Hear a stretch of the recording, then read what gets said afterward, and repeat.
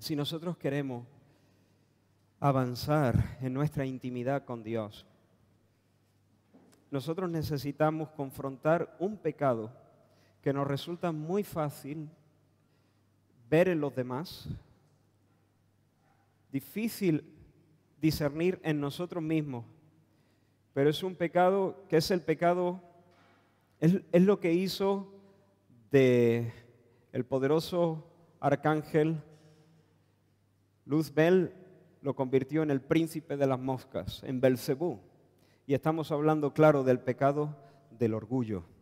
Y en esta mañana, con la ayuda del Señor, yo quisiera que a medida que abramos la Escritura, Dios nos alumbre para poder entender cómo opera ese veneno en nuestro propio corazón y que el Señor opere en nuestra alma y nos conceda la gracia de movernos hacia la verdadera humildad. Sin verdadera humildad no hay verdadera felicidad. Solo la persona humilde puede ser verdaderamente feliz, porque solo la persona humilde puede conocer la dulzura de la intimidad con Dios. No hay felicidad, no hay intimidad con Dios a menos que haya verdadera humildad. Y no hay verdadera humildad si Dios no hace una obra estupenda de gracia en nuestros corazones. Y quiero invitaros, es un tema que estuve compartiendo con la iglesia estas 2 semanas anteriores y que el Señor ha estado trayendo una vez más a mi corazón y es la carga que tengo, es lo que tengo, hermanos, y es lo que quiero transmitir con la ayuda del Señor a vuestros corazones. Vamos a abrir la palabra del Señor en el libro de Proverbios, capítulo 16. Proverbios, capítulo 16. Aleluya.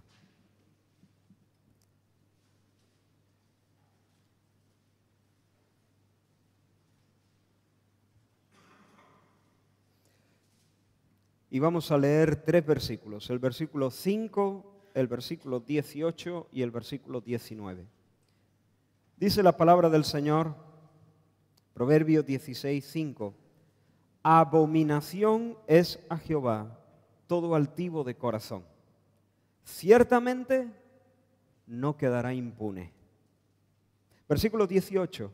Antes del quebrantamiento es la soberbia y antes de la caída la altivez de espíritu. Mejor es humillar el espíritu con los humildes que repartir despojos con los soberbios. Hasta ahí la lectura. Perdón.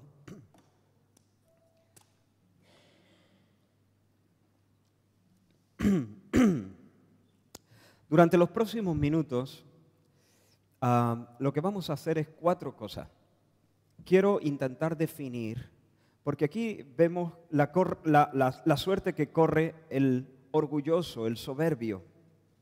No le va a ir bien, no saldrá bien parado, no quedará impune, dice. Pero realmente nosotros sabemos discernir de quién habla la Escritura, quién es el orgulloso, cuál es el perfil de esta persona, de quién estamos hablando. Porque, y sobre todo en medio de esta generación, pudiera ser que alguien humilde pasase por orgulloso y alguien orgulloso pasase por humilde. ¿Cómo es el perfil del orgulloso? La segunda cosa que queremos hacer es establecer cuál es el fin del soberbio, del orgulloso. En tercer lugar, cuál es la porción del humilde. Y por último, cómo escoger nosotros la mejor parte. ¿Me seguís? ¿Quién es el orgulloso? ¿Cuál es el fin del orgulloso? ¿Cuál es la porción del humilde? ¿Qué le va a pasar al humilde? Y cómo asegurarnos la buena parte, que ya intuís que es la parte del humilde. El texto es clarísimo, hermano. El orgulloso es repulsivo al Señor. Repulsivo, abominable. Es decir, Dios no soporta al orgulloso. Dios no puede tolerar al orgulloso. El texto lo dice claro, la soberbia es el preludio de la ruina. Ahora, la Biblia habla de esta persona y utiliza diferentes palabras para definirla. Cada palabra tiene sus matices, pero al fin y al cabo estamos hablando de la misma persona. El orgulloso, el de corazón levantado, el de ojos altivos o levantados o menospreciadores, dicen otras versiones. El altivo de espíritu, orgulloso. Nuestro diccionario tiene también un amplio abanico de términos para describir a esta persona que va crecida por la vida. El vanidoso, el orgulloso, enaltecimiento, presunción, soberbia, arrogancia, jactancia, altanería, todos esos términos que sí es verdad que tienen sus matices, pero están describiendo básicamente a la misma persona. No nos ayudaría demasiado acercarnos con una definición del orgulloso. Lo que quiero hacer, en lugar de dar una definición, es presentaros al orgulloso en acción. ¿Cómo funciona el orgulloso? Quiero describir lo que la Biblia presenta como el perfil del orgulloso. Y quiero que a medida que lo veamos, el Señor vaya confrontando algunas cosas en nuestra vida, en nuestro corazón. Y si yo hago bien mi trabajo en esta mañana, y si vosotros tenéis un corazón medianamente sensible, no hay una sola persona en este lugar que no se vaya a sentir aludida y confrontada, en una o en otra forma. Porque no hay una sola persona en este lugar que pueda decir, bueno, de ese tema del orgullo, yo, gracias a Dios, estoy libre. No hay una sola persona aquí. Algunos de una manera más grosera, otros de una manera más sutil. Algunos han avanzado en ese caminar de gracia, otros van muy retrasados tal vez. Pero todos necesitamos que el Señor siga derramando su gracia para salvarnos de esta peste. Ahora, el orgulloso. ¿Quién es el orgulloso? Proverbios 30, por si alguien está tomando nota, Proverbios 30 del 12 al 13 dice, hay generación limpia en su propia opinión. Si bien no está limpia, sigue diciendo el texto, pero ellos piensan que están limpios. Hay generación, sigue diciendo, cuyos ojos son altivos, cuyos párpados están levantados en alto. Así que las personas que Dios no puede tolerar son personas que en primer lugar tienen un elevado concepto de sí mismo. Esto es una virtud en nuestra generación. Pero la Biblia lo llama arrogancia. Tienen la autoestima por los cielos. Esta gente se mira a sí misma y dice, yo soy un buen tipo, nosotros somos buena gente, nosotros estamos cabales. Antes de nuestra generación, la raza humana estaba en pañales, pero ahora la raza humana está en su mejor momento. Los que antes han pisado el planeta son unos catetos, pero ahora con nosotros la raza ha llegado a su mayoría de edad. ¿Te suena? Están encantados de conocerse a sí mismos. No se dan un beso porque no se llegan. Se creen la última Coca-Cola en el desierto. Alucinan consigo mismos. ¿Recuerdas a Nabucodonosor? Es uno de los ejemplos bíblicos de soberbia, de altivez, de un corazón elevado. La Escritura nos dice que un día este rey estaba paseando por su palacio y al ver la belleza de la ciudad, él dijo, ¿no es esta la gran Babilonia que yo edifiqué para casa real con la fuerza de mi poder y para gloria de mi majestad? ¿Te has dado cuenta? ¿No es esta la gran Babilonia que yo edifiqué con la fuerza de mi poder y para la gloria de mi majestad? ¿Está loco? Ese es el 666, así lo llamo yo. La Biblia dice claramente que todo es de Él, hablando de Cristo, por Él y para Él. Ese es lo cabal, eso es lo perfecto. Pero Salomón dice, esta es la gran Babilonia que yo edifiqué. Esto es de mí, procede de mí, con la fuerza de mi poder, es decir, por mí y para la gloria de mi majestad, para mi gloria, de mí, por mí y para mí. Es una locura. ¿Qué actitud más grosera? ¿Qué desafío más grande al Dios del cielo? Ese hombre está hinchado. ¿Y sabes lo que pasó en ese momento? La Escritura nos dice en Daniel capítulo 4 que en aquella misma hora vino una voz del cielo que le dijo: a ti se te dice, rey Nabucodonosor, el reino ha sido quitado de ti y de entre los hombres te arrojarán, y con las bestias del campo será tu habitación. Y como a los bueyes te apacentarán, y 7 tiempos pasarán sobre ti hasta que reconozcas que el Altísimo tiene dominio sobre el reino de los hombres y lo da a quien Él quiere. Y así fue. En aquella misma hora se cumplió la palabra y Nabucodonosor perdió la cordura, perdió la razón y lo tuvieron que echar de entre los hombres. Y dice la Escritura que hasta creció pelo en él como plumas de águila y sus uñas como las de las aves. Pero fíjate cómo termina la historia. Al fin del tiempo, yo, Nabucodonosor, alcé mis ojos al cielo. Alcé mis ojos al cielo. Cuando el hombre está mirándose el ombligo, corre mucho peligro de perder la cordura. Alcé mis ojos al cielo y mi razón me fue devuelta. Y bendije al Altísimo y alabé y glorifiqué al que vive para siempre, cuyo dominio es sempiterno y su reino por todas las edades. Todos los habitantes de la tierra son considerados como nada. Él hace según su voluntad en el cielo, en el ejército del cielo, en los habitantes de la tierra, y no hay quien detenga su mano y le diga, ¿qué hace? En ese tiempo mi razón me fue devuelta y la majestad de mi reino, mi dignidad, mi grandeza volvieron a mí, y mis gobernadores y mis consejeros me buscaron. Y fui restablecido en mi reino y mayor grandeza me fue añadida. Ahora yo, Nabucodonosor, alabo, engrandezco y glorifico al Rey del cielo, porque todas sus obras son verdaderas y sus caminos justos, y Él puede humillar a los que andan con soberbia. Palabras de Nabucodonosor. La gente orgullosa, la gente altiva, son los que están satisfechos consigo mismos. Estoy bien, soy una gran persona, tengo méritos suficientes. Es decir, el orgulloso toma placer en la contemplación de uno mismo. Esta es una actitud aberrante delante de Dios. Muy contraria fue la actitud del apóstol Pablo. Por la gracia de Dios, soy lo que soy. Soy lo que soy por la gracia de Dios.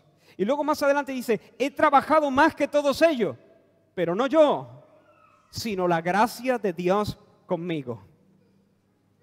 La persona orgullosa no solo se siente satisfecha consigo mismo, sino que se siente independiente, se sobra y se basta. No siente la necesidad de ayuda.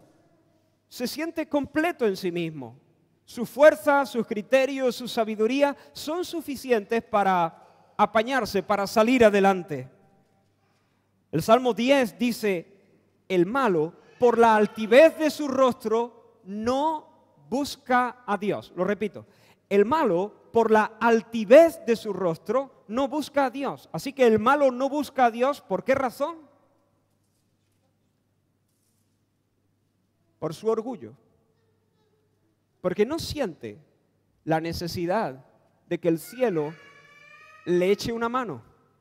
Porque él cree que tiene lo que tiene que tener. Él cree que tiene lo que hay que tener. Pero ¿hay alguien aquí en esta sala que sepa que no tiene lo que hay que tener? ¿Hay alguien que diga aquí, yo no tengo lo que hay que tener? Aparte de mí, yo no tengo lo que hay que tener. Por eso, como los ojos de los siervos miran la mano de sus señores, dijo el salmista, así te miran nuestros ojos a ti, Señor, hasta que tengas misericordia. Si tú no abres la mano y me colmas de favores, no salgo adelante. Por eso aquí me planto, Señor, delante de ti. Y como los siervos miran la mano de sus señores para que se abra en bendiciones, así nuestros ojos están pendientes de ti hasta que tengas misericordia de nosotros. Sin embargo, el malo, por la altivez de su rostro, por la soberbia y el orgullo que hay en su corazón, se ve sobrado. No tiene necesidad de que Dios abra la mano sobre él. No tiene necesidad de que ningún Dios le haga favores. Él puede, él sabe, él tiene, él se apaña. ¿Cómo está tu corazón? Hermano, hermana, ¿cómo está tu corazón? ¿Tú te ves como un grande? ¿Vas dándote aires por ahí? ¿Cómo está tu corazón? ¿Estás pensando como si tú fueses la gran cosa? ¿Te crees merecedor de algo? Hay personas que van por la vida pensando que todo el mundo les debe algo. Yo he trabajado más. ¿Y qué? ¿Y qué? No, porque yo merezco. ¿Qué mereces? Cuéntame. ¿Qué es lo que tú mereces? ¿Acaso no ha sido la gracia? ¿Acaso no hiciste lo que hiciste con la luz y la sabiduría que Dios te prestó gratuitamente? ¿Qué es lo que mereces? No, porque en mi familia, ¿qué es lo que mereces? Es la gracia del Señor. ¿Cómo está tu corazón, hermano? ¿Tú estás orando al Señor? ¿Sabéis que la falta de oración no es tanto una manifestación o una expresión de una agenda llena, sino de un corazón orgulloso? La persona que no ora no manifiesta tanto que su agenda está muy apretada. Más bien está manifestando que no siente la necesidad del favor de Dios. Mirad, hermano, esto es muy serio. En tu cabeza todo puede estar muy claro. Yo sé que necesito a Dios, pero realmente eso no ha bajado una cuarta. Es solamente teoría en tu corazón. Si vosotros no os distraéis, yo no me distraigo. Si vosotros miráis hacia vuestra izquierda, para mí es casi imposible predicar. Ahora, hermanos, hay veces que el orgullo se manifiesta de una manera muy grosera. Hay momentos donde uno, como Nabucodonosor, ¿no?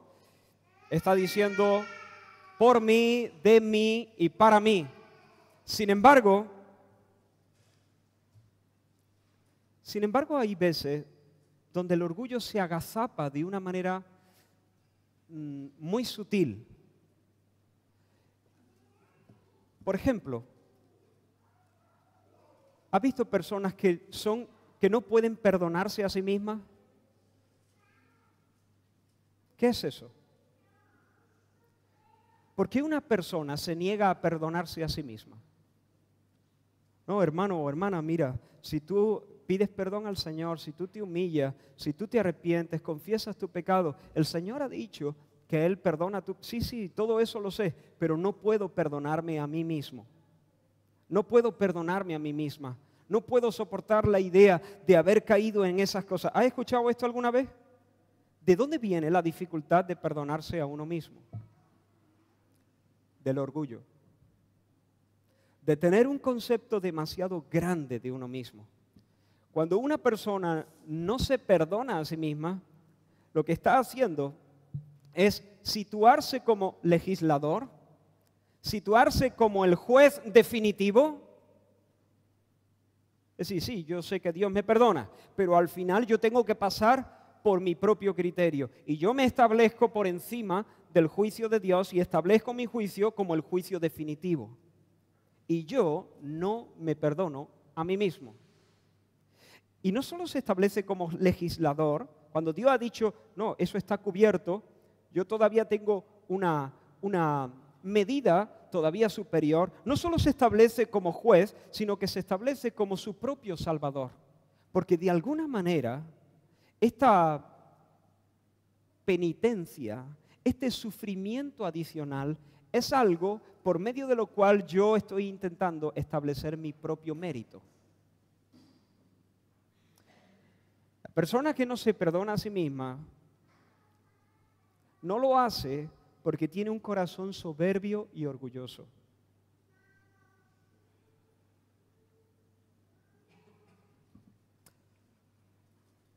Así que, hermanos, la primera cosa es que el soberbio, el orgulloso, el altivo, el altanero, es una persona que tiene un elevadísimo concepto, un elevado concepto de sí mismo. Y a veces este orgullo grosero no se manifiesta de manera abierta, sino de forma sutil, de esta forma.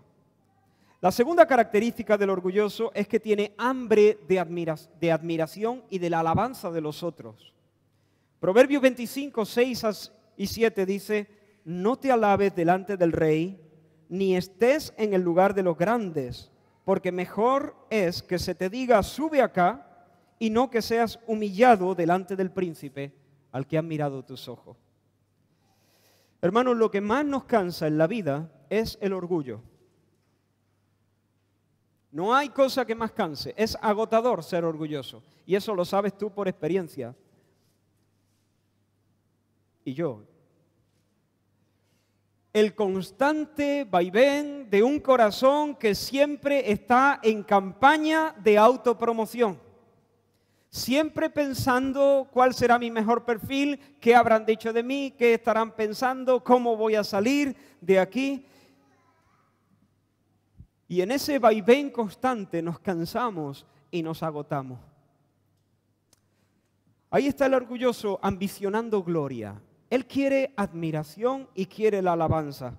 Codicia estar entre los grandes. Y lo que hace para granjearse el favor del rey, habéis escuchado el texto, ¿no? No te alabes delante del rey. No estés buscando estar entre los grandes, porque es mejor que te digan sube acá, que no que te saquen de allí y seas avergonzado. Pero allí está el orgulloso que se arrima al rey para ver si se sienta en la mesa principal del convite, y lo único que trae en su corazón es un discursillo donde el orgulloso va a contar un sinfín de batallitas donde él es el protagonista. Y le cuenta todas sus efemérides al rey. Y allí está hablando de sus victorias y de sus hazañas, etcétera, etcétera. Siempre buscando una ocasión para lucirse. Siempre buscando hacer ostentación. O de su pedigrí, o de su hermosura, o de su look, o de su sabiduría, o de lo que ha hecho, o de lo que han hecho sus amigos íntimos. Pero siempre buscando un lucimiento. ¿Te imaginas la escena? De repente se sienta allí en la mesa principal al lado del rey y allí sigue con su empalagoso discurso hablando acerca de sí mismo y buscando que el rey y los que están allí alrededor piensen qué gran persona tenemos sentada a nuestro lado. Y de repente alguien se acerca y le dice: disculpe, lo siento mucho, pero usted no puede estar sentado aquí en esta silla. Ah, ¿no? ¿Por qué? Es que verá, esta mesa es la mesa principal del convite y aquí solamente se sientan los que han sido personalmente invitados por el rey.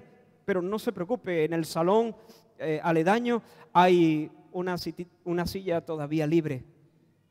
¿Te imaginas ese momento? Tener que levantarse de la silla, despedirse de los compañeros de mesa y salir con la cara gacha de ese salón por haberse dado aires, por haber tenido un concepto demasiado elevado de sí mismo, por haber pensado que él era lo que realmente no era y que él estaba en una posición que realmente no le correspondía. ¡Qué vergüenza, qué bochorno!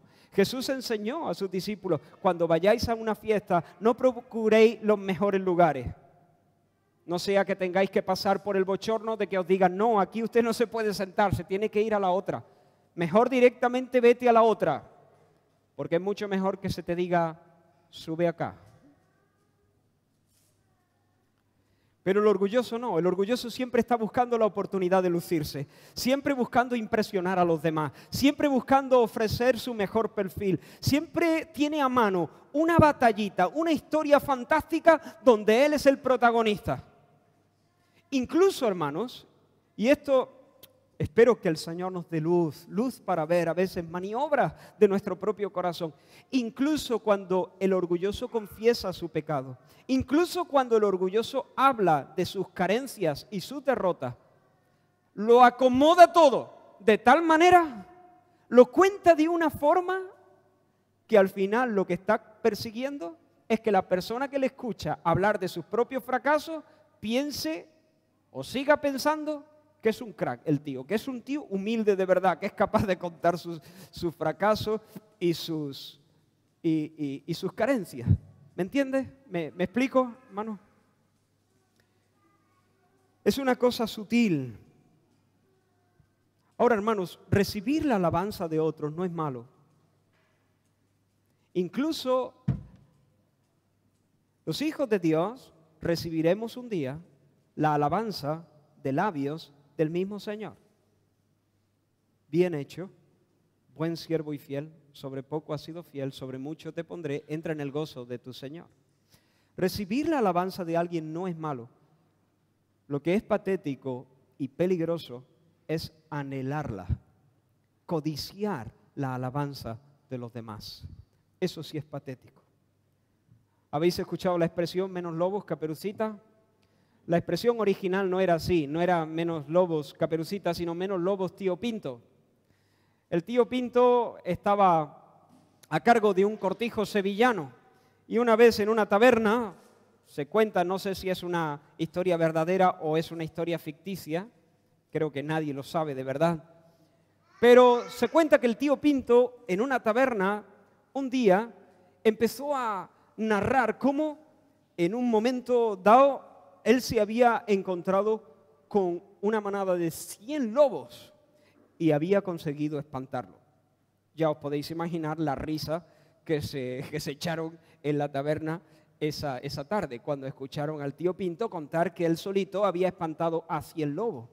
Y claro, cuando el tío Pinto vio que se reía, que todos los parroquianos estaban muertos de risa, entonces empezó a decir que no eran 100, eran 50 lobos.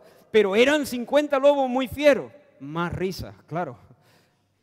Y luego rebajó la cifra a 25.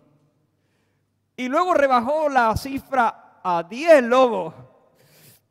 Pero aún todavía la gente seguía riéndose y diciéndole, menos lobos, tío Pinto, menos lobos, tío. Hasta que al final el tío Pinto, anda, tenemos a una predicadora improvisada, menos lobos, tío Pinto. Y al final él reconoció que solamente había podido advertir un lobo y que además a la distancia. Y no estaba seguro si era un lobo. Hay gente que es muy fanfarrona. Nosotros debemos decirnos a nosotros mismos, ¿no? Cuando nos da ese deseo de lucirnos, cuando nos da el deseo de contar alguna batallita, menos lobo, menos lobo. Menos lobo, menos lobo. Tenemos ese vicio de mostrar siempre nuestro mejor perfil, exagerar un poco la cosa. Menos lobos, tío Pinto. Pero a veces el orgullo no se manifiesta de esa manera tan descarada y tan grosera, sino que se camufla detrás de otros ropajes. ¿De dónde viene esa insistencia, incluso ese placer de contar nuestras propias cicatrices, de manifestar a otros nuestros propios dolores? Cuando por 12ª vez vuelves a contar las penas que pasaste en aquella operación, las cicatrices que tienes, los dolores que tienes, las enfermedades que te aquejan, el número de pastillas que te tienes que tomar, y lo vas contando a todo el mundo. ¿De dónde viene?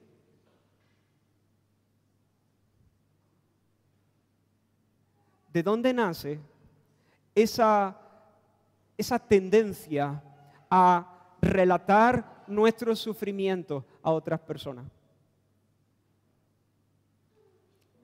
Del deseo de buscar admiración y alabanza de los demás, de un corazón orgulloso que Dios abomina.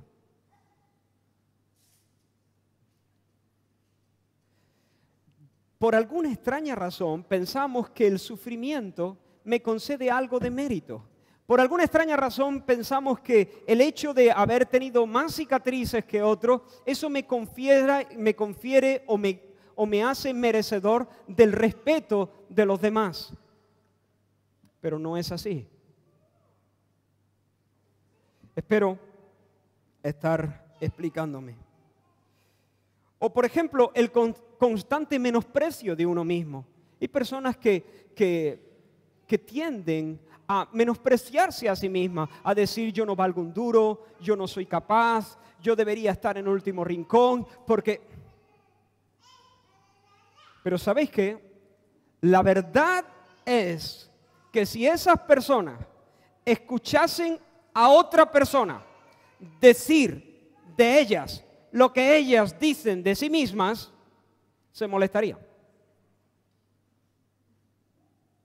Yo soy el último aquí en este grupo. ¿Para qué lo dicen? ¿De verdad lo creen? Si esa misma persona que se está diciendo eso a ella misma te escuchase a ti decir exactamente lo mismo de ella, o sea, ¿que lo pensaba o no lo pensaba? ¿De dónde viene eso? Ese constante menosprecio, o personas que se dicen a sí mismas yo no valgo, yo soy feo, yo soy fea, o esa humildad afectada, no, yo no, que todo el tiempo están hablando de su ineficiencia, de su impotencia, pues lo digo con todas las letras, hermano. La persona que constantemente se automenosprecia o habla en ese tono, en esa línea de sí mismo, está demostrando una obsesión consigo misma. No deja de hablar del mismo tema. ¿Cuál es su tema favorito? Yo. Ese es su tema favorito. Y todas esas expresiones son manifestaciones de un corazón orgulloso. Hemos dicho que el orgulloso tiene un elevado concepto de sí mismo. Y tú dices, ¿cómo es posible que una persona con un elevado concepto de sí misma caiga en esta actitud de automenosprecio? Es perfectamente posible. No voy a tomar el tiempo para hacer la conexión, pero es muy fácil hacerla. Y la tercera característica, y solamente vamos a tocar estas tres, hay más, pero la tercera característica, el orgulloso suele ser un menospreciador de otros, un escarnecedor de otros. Dice la Escritura, altivez de ojos, otra versión dice ojos despreciativos. ¿Cómo será eso? Todos sabemos lo que son ojos despreciativos.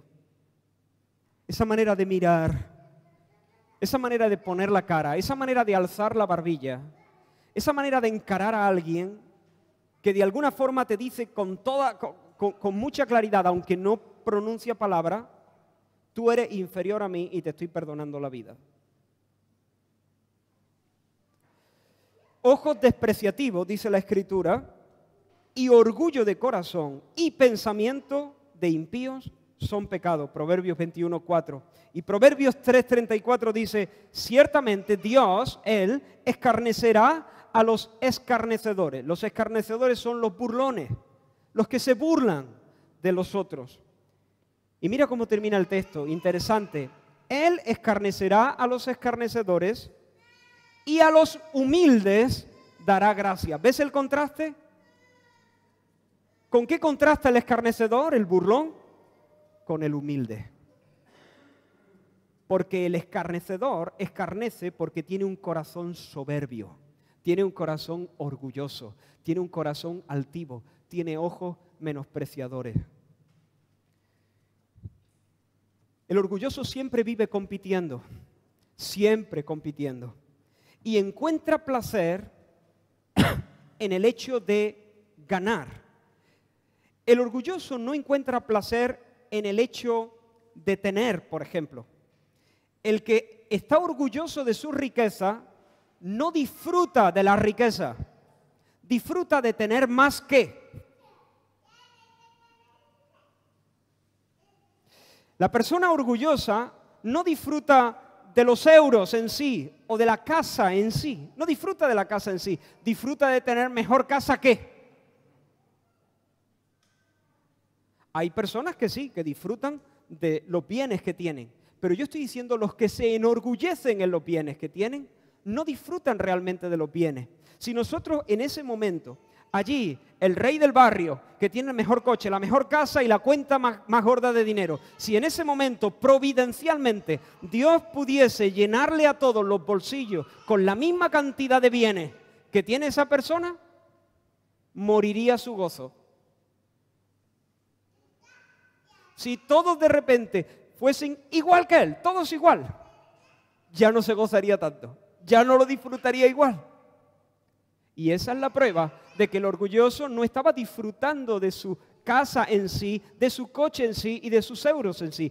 Lo que disfrutaba de verdad era del hecho de tener más que. Si a esa misma persona lo tomásemos con todos sus bienes y lo transportásemos a un país donde todos tienen el doble, se sentiría un desgraciado. Su gozo en un pozo. La vida ya no sería igual. Y tú dices, pero bueno, ¿por qué? Si sigue disfrutando del mismo coche, sigue disfrutando de la misma casa y sigue teniendo la misma cantidad de dinero. Porque el orgullo no disfruta de la cosa en sí. El orgulloso siempre está compitiendo. Y él toma placer y significado no del hecho de tener, sino del hecho de que lo que tiene le aporta significado, le aporta importancia, le aporta identidad.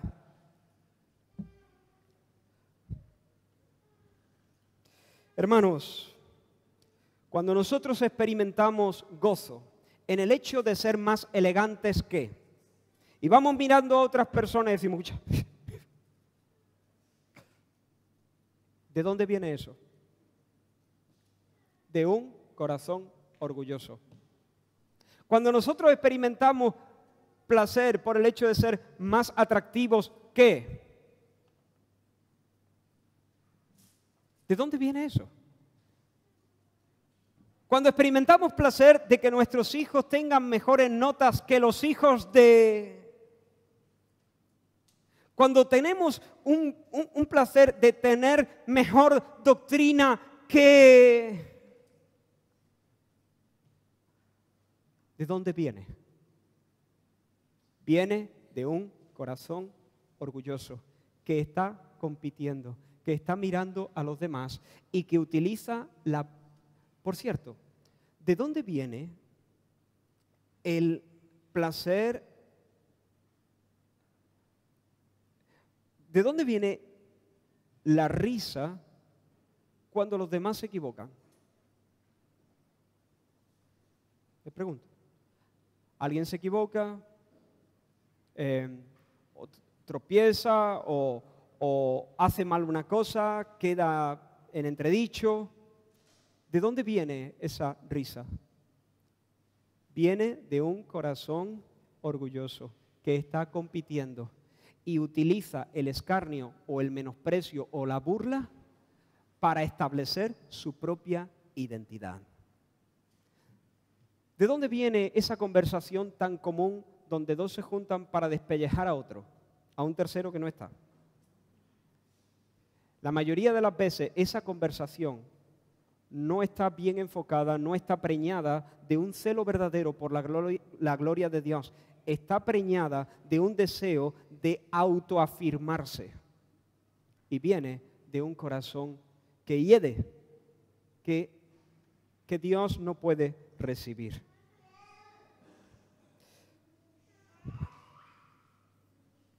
¿De dónde viene esa actitud de desprecio hacia otros que dice, A mí no me importa lo que digan los demás.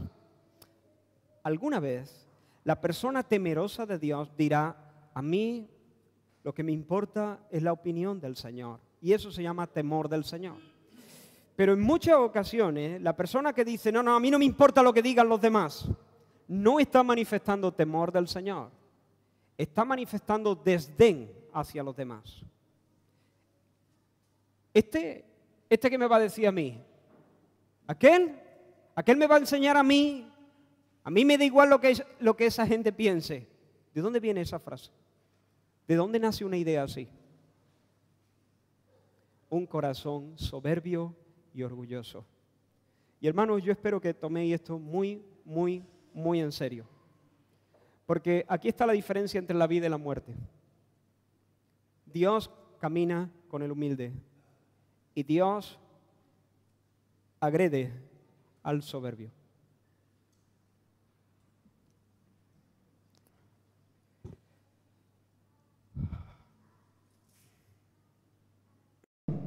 ¿De dónde viene ese siniestro placer cuando encontramos un error en otro?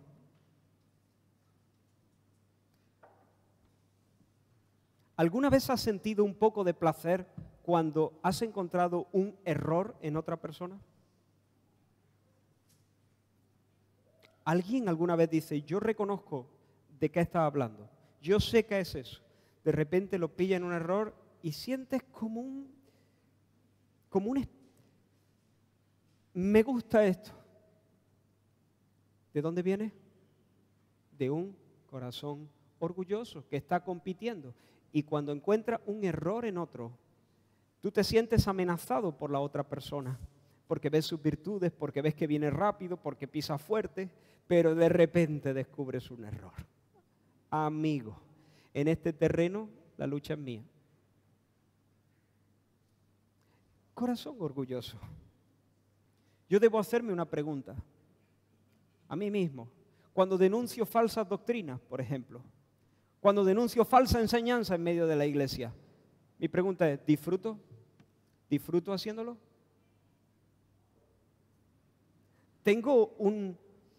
Me deleito en algún grado en el hecho de poder entrar a debatir una doctrina y saber que te voy a pegar un palizón. ¿De dónde viene ese deseo de entrar en una discusión, de estar esperando el momento en que puedas enganchar en la conversación ese argumento? ¿De dónde viene eso? De un corazón orgulloso. Ahora, hermanos, quiero hacer dos aclaraciones muy rápidas. No voy a pararme a explicarlas, pero sí quiero hacerlas para evitar algunos malos entendidos. Dos aclaraciones muy rápidas. En primer lugar, tener convicciones firmes no significa ser un orgulloso. Ni siquiera actuar con firmeza en base a lo que Dios ha dicho no significa ser un orgulloso. Yo creo esto y lo creo firmemente. Y yo voy a hacer esto porque la palabra de Dios me lo manda. Pero Israel, tú eres un soberbio, tú no das tu brazo a torcer. No. En este momento, yo realmente no soy un soberbio, ni estoy siendo terco, estoy siendo obediente al Señor. Y cuando yo me afirmo y me planto en lo que Dios ha dicho y actúo consecuentemente según lo que el Señor ha ordenado, no solamente no estoy siendo orgulloso, sino más bien al contrario, estoy siendo humilde y obediente porque estoy fiándome del Señor. La segunda aclaración, hay discusiones que son discusiones tontas y egocéntricas, que solamente persiguen establecer mi propia honrilla. Tú te vas a quedar por encima de mí, no, porque no sé cuánto. Yo no hice eso, porque no, yo quiero que se me entienda bien, porque luego la gente empieza a decir que no. Mira, un consejo, la mayoría de las veces esas cosas hay que dejarlas pasar. Como uno se meta en todos los charcos y se meta en todas las peleas, uno llega a los 40 años. Ya con 45 años ya está ya para el arrastre. Uno no se puede meter en todas las peleas y en todos los jaleos. Yo ya me lo noto, tengo 41 y ya estoy esquivando peleas. Cuando tenía 18, todas para mí. Y ahora ya me noto más cansado. Ya estoy diciendo, Señor, ¿en qué pelea me meto y en qué no? Porque a mí me sobran peleas. Me sobran. Pero hay peleas que no se pueden evitar. ¿Recordáis a Pablo defendiéndose a sí mismo y su ministerio cuando escribe a los Corintios? Y en su segunda epístola a los Corintios, él dice, ellos son hebreos, yo sí que soy hebreo. Ellos han trabajado, yo he trabajado más que ellos he trabajado. Y uno dice, qué orgulloso, ¿no? Qué feo suena, yo más. Varias veces dice Pablo, yo más. He naufragado, me han dado de latigazos varias veces, he estado en peligro de caminos, peligro de ladrones, peligro de los de mi nación, peligro de los extranjeros, en alta mar, he naufragado varias veces. Dice, bueno, Pablo, parece que Pablo se ajusta al perfil del orgulloso que acabo de describir, ¿no? Contando batallitas y hazañas. Pero hermano, hay momentos donde sí es necesario luchar por nuestro nombre y por nuestra reputación. ¿Cuándo? ¿Por qué Pablo hace lo que hace? Pablo no está buscando lucirse. Pablo sabe que hay personas que están queriendo seducir el corazón de los corintios tras ellos, alejándolos de Pablo. Y lo que está finalmente puesto en entredicho es el evangelio de Pablo. Pablo sabe que si lo consiguen, que si consiguen alejar a los creyentes de la ciudad de Corinto de su padre espiritual, el apóstol Pablo, van a envenenar su fe.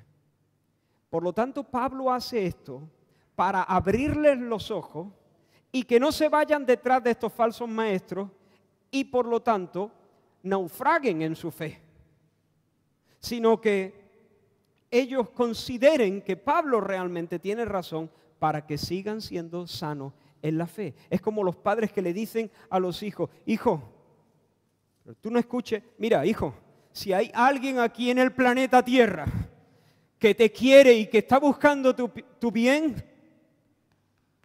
esos somos nosotros. Yo creo que todos los padres le hemos dicho eso a nuestros hijos. Así que, tú fíjate de mí, hijo, que yo te quiero de verdad.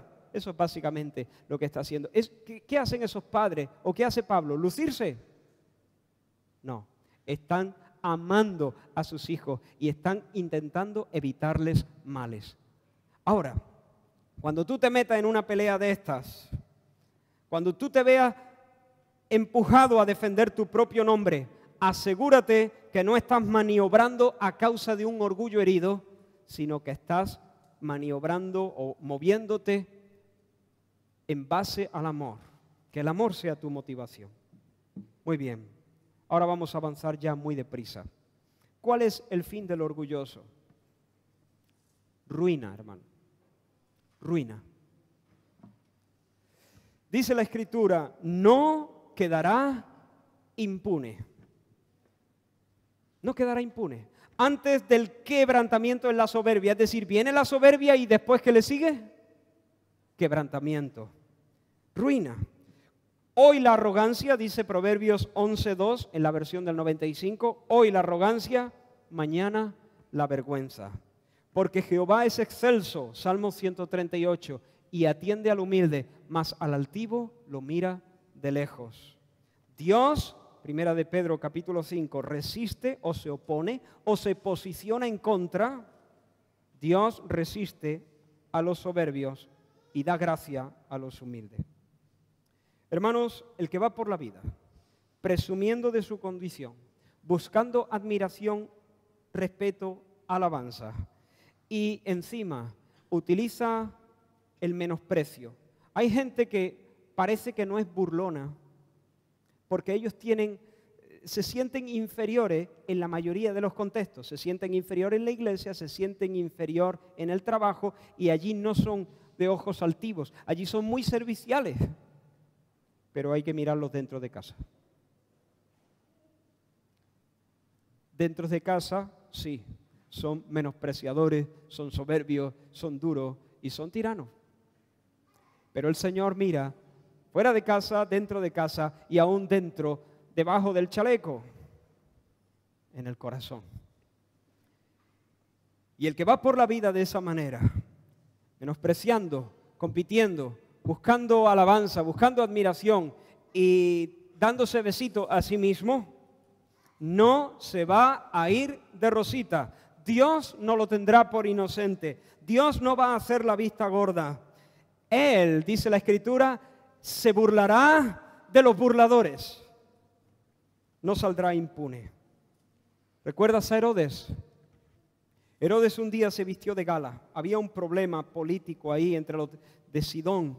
Y Herodes se sentó en su trono y desde allí arengó, dio su discurso a la gente, al pueblo. Y de repente tan impresionado estaba el pueblo que empezaron a decir, eso es voz de Dios, eso es voz de Dios y no de hombre, es voz de Dios. ¿Y sabéis lo que hizo Herodes? Pues se acomodó allí y dejó que el pueblo le dorase la píldora. Le gustó aquello, que la gente pensase que él era una especie de semidios, que él había hablado como ningún ser humano había hablado nunca. En ese momento, ¿sabéis lo que Dios hizo? Lo hirió de muerte. 5 días más tarde, esto no lo dice el relato de Hechos, pero sí lo dijo Flavio Josefo en sus escritos.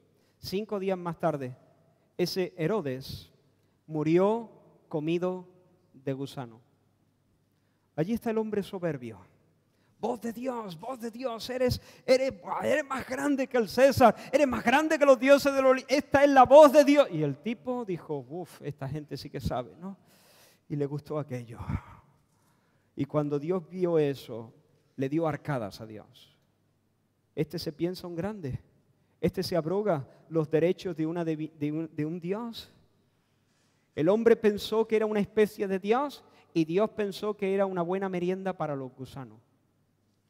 Gusanos en el vientre, gusanos en sus partes íntimas, gusanos en todas sus vísceras. Así lo narra el historiador Flavio Josefo.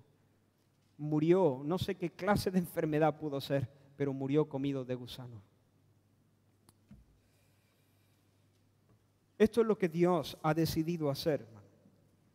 Los soberbios pretenden tomar la corona que solo le pertenece a Dios y colocársela sobre su propia cabeza. Pero Dios ya ha dicho lo que va a hacer al respecto. Isaías capítulo 2, versículos del 11 al 12. La altivez de los ojos del hombre será abatida. La soberbia de los hombres será humillada. Y Jehová solo será exaltado en aquel día. Apréndete esa frase de memoria. Jehová solo será exaltado en aquel día. Cuando tú tengas ganas de darte aires, cuando tú tengas ganas de arrancar el aplauso o arrancar la admiración de alguien, tú piensa en esta frase, Jehová solo será exaltado en aquel día. Y humíllate por el amor a Dios y por amor a tu propia alma, humíllate, porque Jehová solo será exaltado en aquel día. Y quien quiera que se exalte será comida de gusano. Yo no quiero ser la merienda de los gusanos. Por eso yo no quiero ir por la vida exigiendo honores. Nadie se tiene que inclinar delante de mí. Nadie me debe una alabanza. No espero el aplauso. Y si los hombres me alaban, cuanto antes llevaré esos piropos, los recibiré. No voy a reprender a la persona ni le voy a golpear. Recibiré y los llevaré rapidito a los pies del Señor.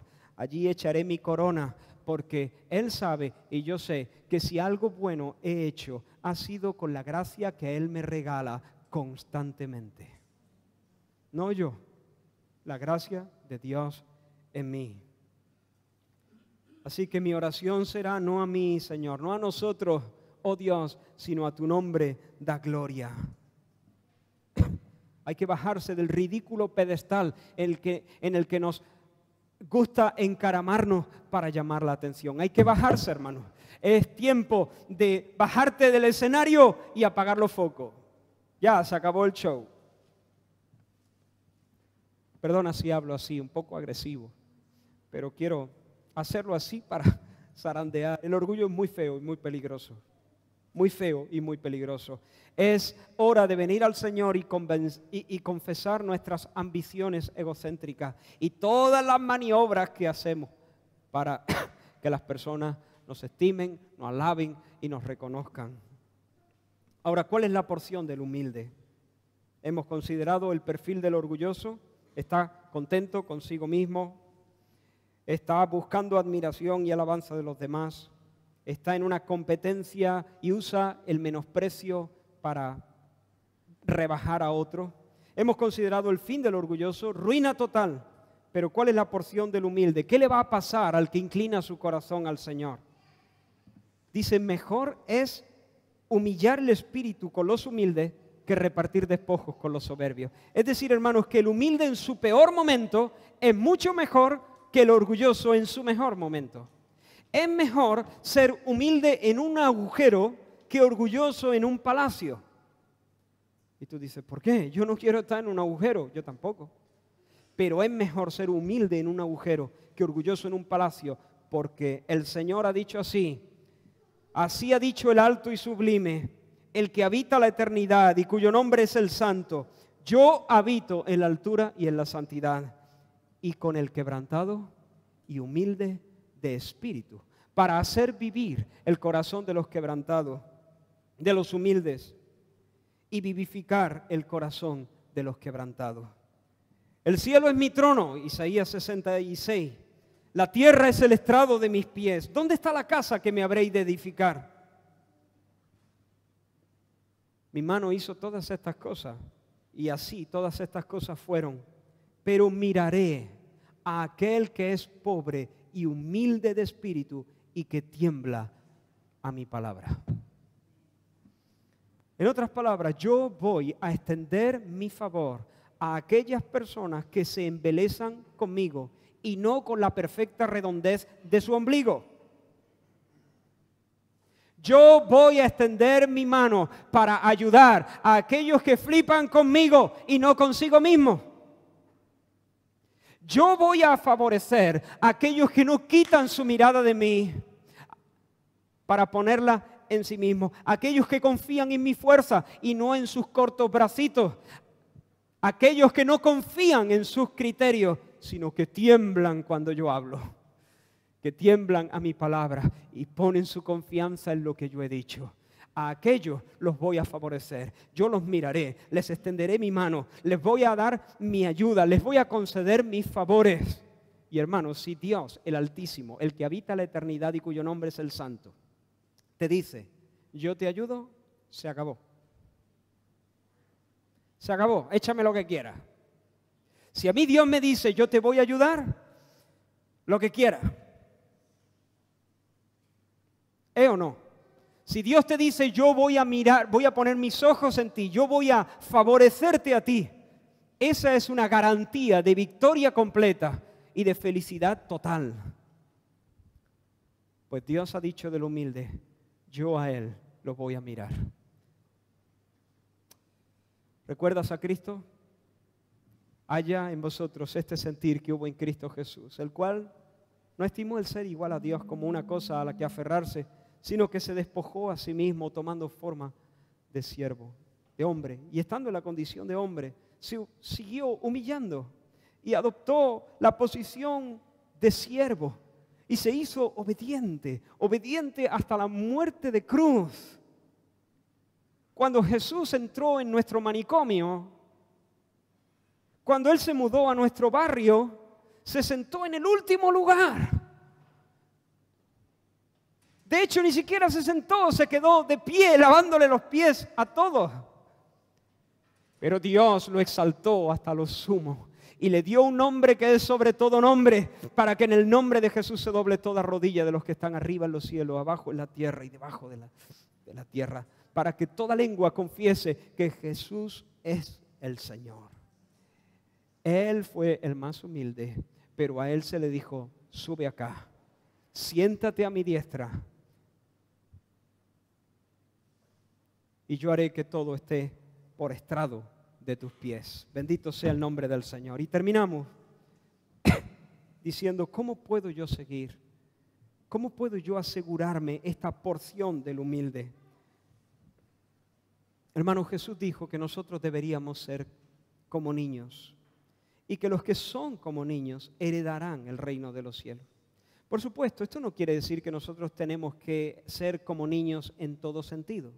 Los niños son improductivos. Dios no quiere que seas improductivo. Los niños están llenos de defectos, igual que sus padres.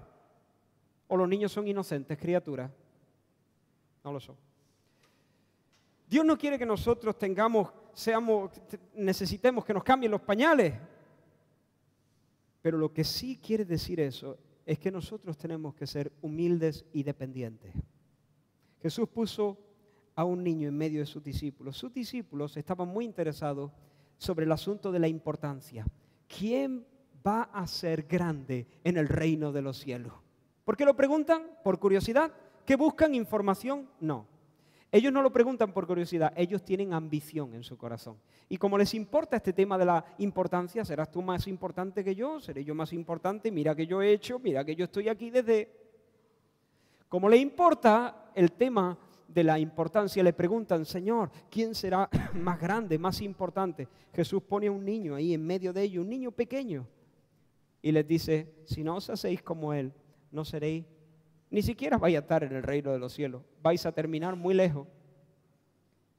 No podéis entrar en el reino, no heredaréis el reino de los cielos. ¿Qué quiere decir eso? Mirad ahí esos hombres llenos de ambiciones, llenos de proyectos de grandeza. ¿Dónde voy a quedar yo? ¿Estaré a la derecha? ¿Estaré cerquita de la derecha?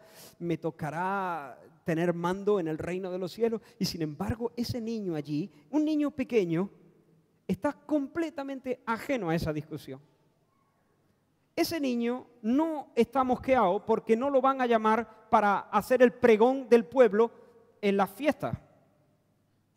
Le da igual. Ese niño no se mosquea si su primito, que tiene 5 meses más que él, es más alto y más guapo. Le da igual. El niño no dice con un añito, dice, este biberón es del pelotazo, mamá, yo esto no lo quiero. Mis patucos no me pegan con el babero. Le da igual. Eso va a venir después, cuando el bebé crezca y cuando el corazón vaya ganando en conocimiento de cuáles son las cosas que marcan los estándares y cuando vaya creciendo en orgullo. Ese niño allí no le importa, no le da vergüenza que otros lo carguen y le quiten el pañal. Es humilde, se sabe el más pequeño y no le importa. No se siente incómodo con la posición que ocupa. A eso Jesús se refería. Tenéis que ser así. Tenéis que estar en un momento donde no os importa, donde no os preocupe el hecho de que os tengan que llevar, de que seáis enseñados, de que no tengáis más que aquel o menos que aquel, de que no os llamen, de que no os prefieran, de que estéis al margen de todas esas cosas. Y hermanos, termino aquí. Termino con lo que voy a decir ahora. ¿Cómo logro yo esto? ¿Qué hago? ¿Me pongo en el frigorífico una pegatina que diga, yo qué sé, menos lobo, Israel, menos lobo? Para que cada vez que vaya a coger algo de la nevera me recuerde esto. ¿Me leo todas las mañanas la historia de Herodes para meterme el susto en el cuerpo?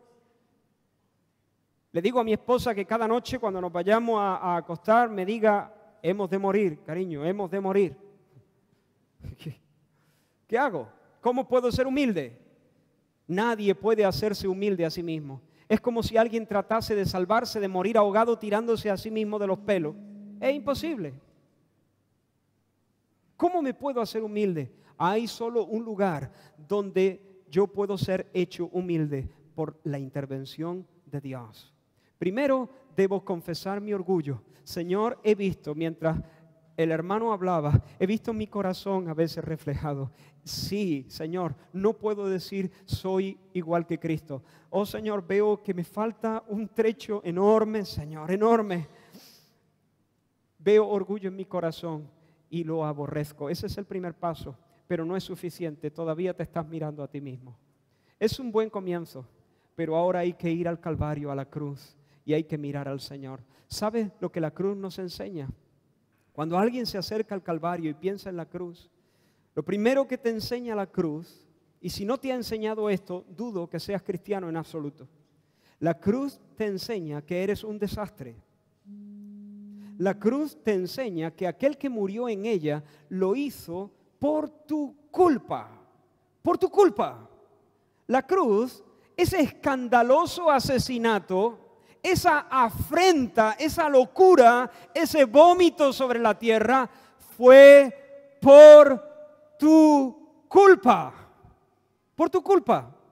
Así que no vayas dándote aire. No vayas comparándote con otros. No vayas buscando aplausos porque la has liado bien liada. Es por tu culpa. ¿O no? ¿No es por tu culpa? Es por tu culpa. Tus pecados son los que fueron cargados sobre Cristo. Y por eso Jesús tuvo que morir. Es por nuestra culpa. Así que no hay nada más extraño, más loco que una persona que la ha pifiado tanto y sin embargo va dándose aire y levantando la barbilla. Baja la barbilla, baja la barbilla. No te lo digo literalmente, ¿no? No sea orgulloso, pincha ese globo ya de una vez. Mira, la conversación se va a acabar rápido. Eres un desastre, punto. Se acabó. Eso es lo que nos enseña la cruz. Perdonad si soy muy agresivo, pero quiero ser muy claro también. Que nadie, que ninguna carne, ninguna persona, hombre, mujer, quien quiera que sea, no te levantes como si fueras algo por tu culpa. Pero la cruz no solo habla de eso.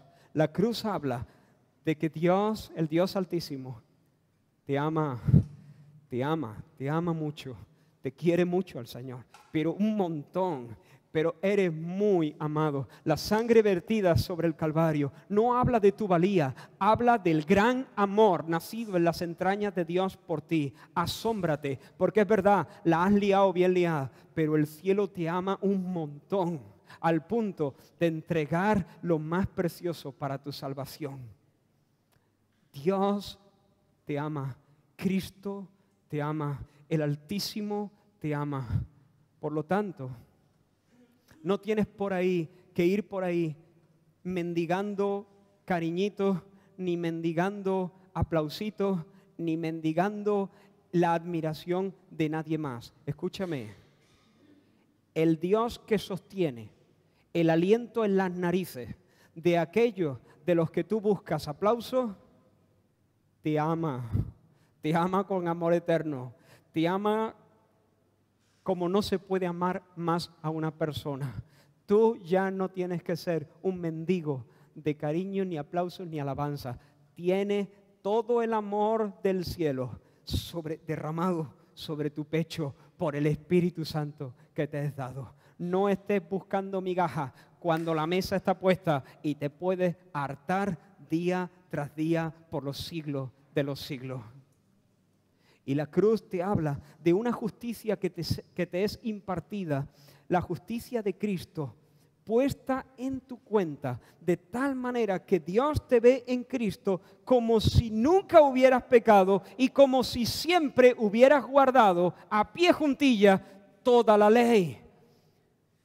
No tienes que hacer el triple salto mortal con tirabuzón para que Dios te reciba. No tienes que trabajar duro para que Dios te reciba.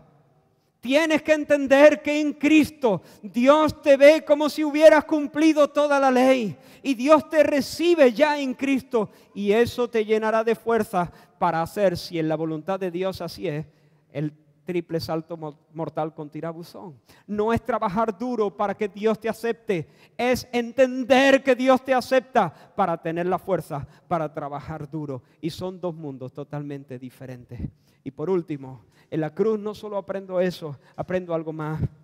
Aprendo que soy un desastre, que no podía hacerlo solo, que estaba listo si Dios no hacía nada. Así que agacho la cabeza y no digo ni mu. ¿De qué voy a presumir? Pero en la cruz aprendo que Dios me ama con un amor eterno. ¿Por qué? Él sabrá, pero me ama muchísimo. Y aprendo que no solo me ama, sino que me recibe, de tal forma que me puedo relacionar con Dios como si no hubiese, como que no hay nada entre nosotros dos. Pero lo último, en la cruz yo aprendo que Jesús ha vencido completamente. Cuando Él dijo, consumado es, eso me dice a mí que el plan de Dios es un rodillo imparable. Las ruedas del carro de Dios están avanzando de manera imparable. Yo no tengo que manipular a nadie. Yo no tengo que asustarme. Yo no tengo que ponerme nervioso ni con la enfermedad, ni con el levantamiento del Estado Islámico, ni con el calentamiento global, ni con la muerte, ni con la vejez, ni con nada. Yo puedo acostarme tranquilo en mi cama cada noche y saber que Jesús en la cruz dijo: consumado es. No necesito manipularte, no necesito tener toda la vida de mi familia controlada y sujetar las riendas. No necesito controlar nada. Puedo soltar las riendas, puedo dormirme tranquilo, en paz me acostaré, así mismo dormiré, porque el Señor me ha hecho vivir confiado, porque Él sobre la cruz dijo: está hecho, lo hice, vencí. Todo es cuestión de un tiempo cuando todas las cosas estén en su sitio. Así que la cruz, mientras yo miro la cruz, empiezo a ver a Cristo, a ver a Cristo, a ver a Cristo, y de repente Cristo empieza a ser mi confianza, mi seguridad, mi gozo, mi alegría, mi placer, mi descanso, mi justicia, y Cristo empieza a llenar todo el paisaje, y de repente soy humilde y no me he dado cuenta. Porque hace rato ya no estoy mirándome a mí, ni pensando en mi ombligo, ni pensando en lo que tú piensas de mí. ¿Recordáis en el retiro, los que fuisteis al retiro? Os hablé de los serafines en Isaías 6. Me encanta la vida de los serafines. Los serafines son seres de luz. Deben ser criaturas extraordinarias y sin embargo ni siquiera se percatan. No están diciendo: yo tengo una autoestima fenomenal porque mira, Dios me ha hecho... No están conscientes de ellos mismos. ¿Sabe a qué se dedican los serafines? Son seres que viven en la presencia inmediata de Dios. Y alguien que vive en la presencia inmediata de Dios no comete la locura de aquel que se alababa delante del rey.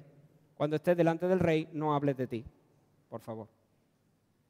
Hay otro que te supera con mucho. Hay que hablar de él. Y los serafines en la presencia del rey, ¿sabe lo que dicen? Santo, santo, santo, santo, santo, santo, santo. Y el otro le responde: santo, santo es Jehová de los ejércitos. La tierra entera está llena de su gloria. Y el otro le dice: amén. Santo, santo, es más santo. La tierra entera está llena de su gloria. Es santo. Y así se dedican. Ellos no son conscientes de sí mismos. Hermanos, yo quiero llegar a ese. Cuando yo llegue a ese, voy a descansar como nunca he conocido el descanso. Voy a ser feliz como nunca he conocido la felicidad. Y cuando tú te encuentres conmigo, un hombre verdaderamente humilde, cuando Dios me dé eso, y cuando yo me encuentre contigo, una persona verdaderamente humilde, vamos a tener la sensación que estamos delante de un querubín, de un príncipe, de alguien grande, de alguien libre, de alguien majestuoso. Yo creo que cuando nos topamos con alguien de verdad humilde, tenemos la sensación de estar encontrándonos con alguien muy libre,